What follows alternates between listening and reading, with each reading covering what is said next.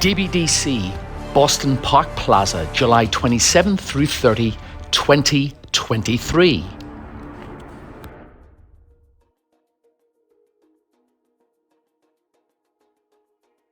Welcome to DanceBeat presents a cheeky chat with Chris Johnston. I am at the Yankee Classic, which is being held just outside Boston in a place called Danvers.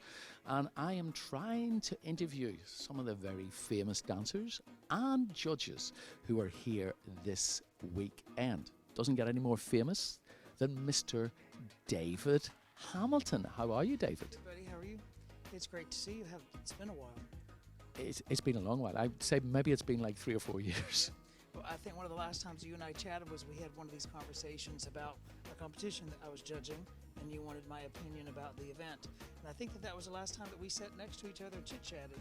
It actually was, and it was a fantastic interview, by the way. So what I'm trying to do is I'm trying to find out what special relationship David actually has with the Yankee Classic, because it was one of the big competitions back in the 90s and early 2000s. So, can you tell me what, I know you did something pretty special here.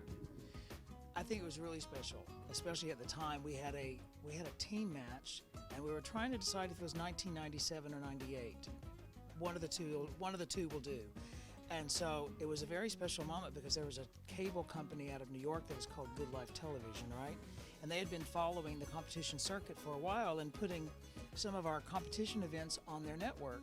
And so I don't know whose idea it was to have a team match of the American style dancers against the international dancers. And so the top 2 smooth couples, the top 2 rhythm couples at the time competing against 4 very, very popular, world-renowned standard and Latin dancers from England and abroad. And it was just one of the greatest moments. And just as of late, with Igor Litvinov taking the competition over, did he put some of those videos up on Facebook? And so I started getting all of these likes and all of these people saying, "Oh, David, this was so cool, this was so cool." And it's like, what are they talking about? And I had not seen those clips in forever. But it just reminded me of how wonderful of an opportunity that was. And it was just one of the biggest highlights when I go back and think about my dance career that happened here at the Yankee Classic at that moment in that event.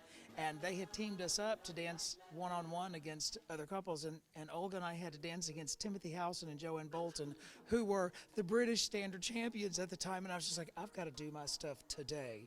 And so it was just a really, really cool moment. And I think that in the past, besides having that event, that I had come to the Yankee Classic many years to compete professionally.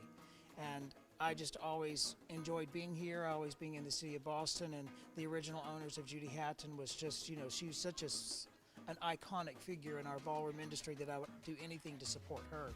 So that's what brought me up here in the first place, was to be here to support Judy. So the longevity of my career and the Yankee Classic was always on the annual calendar, let's say that. So the last time that I did interview you, we discussed the rise of smooth dancing. It was about 4 or 5 years ago that we discussed this. Sorry, that is correct. So tell me now, what do you feel about the way smooth is going? Are you happy? Are you just... I'm extremely happy in the fact that it has just gone global. We've got some really good people out there that are working hard to take the ballroom smooth very abroad, making it a very serious, competitive division.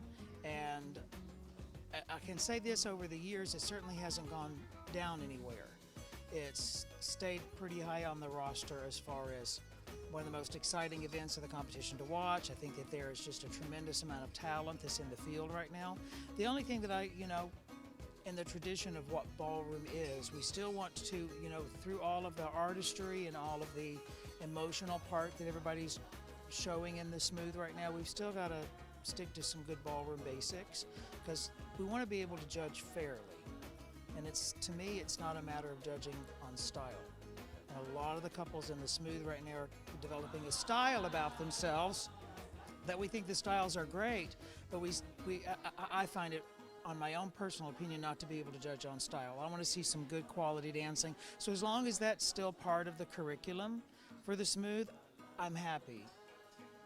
And if people want to create their own style and create their own taste about the division, I think that's great because they're putting their self into the dancing. But I'm still going to go back to the traditional part of good ballroom and still want to make sure that that stays part of the curriculum of the division. Well, as one of the guys that actually got it to where it is nowadays, I'm glad that you're still happy with the way it's going. Well, when I go up and kind of think about my championships, I was very fortunate to win 3 with 2 different partners, and I don't think that I won it on my good looks and my style.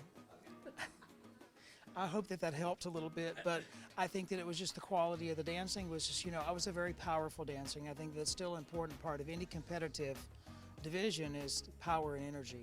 And so the smooth can create a tremendous amount of power and energy, and I just think that was one of the assets that I had under the dancing. I know that that's one of the things that I try to instill in all the couples that are still out there. I need to see a really good, strong, competitive energy because, you watch everybody, as as a great coach and a dancer and teacher yourself, when they're by themselves on the lessons, they look great. But you've got to constantly look at what are you going to look like with 22 other people on the dance floor besides 2 of you, and how are you going to show? So I think the division just creates an opportunity for you to create a tremendous amount of power and energy, and I want to make sure that stays. I can't argue with that at all.